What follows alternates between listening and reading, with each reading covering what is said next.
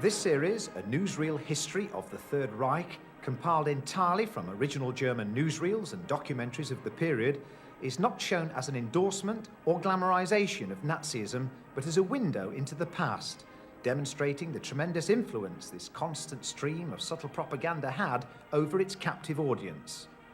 Emerging out of the turbulent period following the First World War, the National Socialist German Workers' Party, known as the Nazi Party, led by Adolf Hitler, for almost a decade was of minor consequence in the spectrum of German politics. After the crash of the American banks in 1929, the effect on many countries, including Germany, was virtual bankruptcy. Through this hectic period, Hitler's Nazi Party found favour, and in the 1932 July election, they became the strongest party in the Reichstag. In April 1933, Hitler became Chancellor and leader of Germany, and he immediately had the state-controlled communications media under his command. Dr. Joseph Goebbels had already set up his propaganda ministry and was preparing the way for Hitler's program of total manipulation and domination of the German people by stringent Nazi rule and well-orchestrated propaganda. The arts, music, radio programs, feature films, documentaries and newsreels were all subject to censorship, and in most cases the material was actually produced by the propaganda ministry. With the new talking movies in the 30s, the cinema was the major source of entertainment for the masses. Feature films, documentaries and newsreels became valuable media for indoctrinating the people.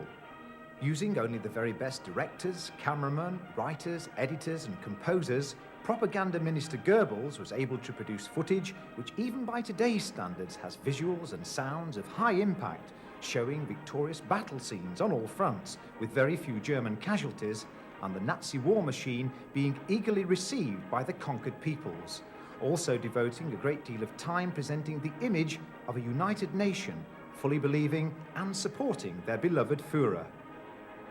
This rare insight may help us to understand how the German people accepted and lived through peace and war under Hitler and the Third Reich, and to remind us that despite the entire world bearing witness to this evil period in its history, nationalism, tyranny and propaganda still survive today.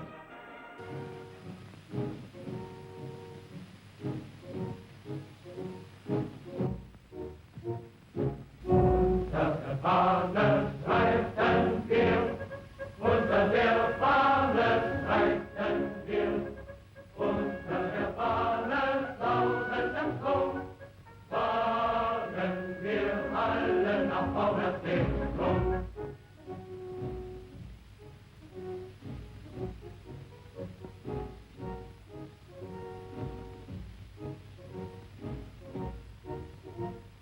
Unter der Fahne leben wir, unter der Fahne leben wir, unter der Fahne lautenden Ton, fahren wir alle nach vorwärts den Thron.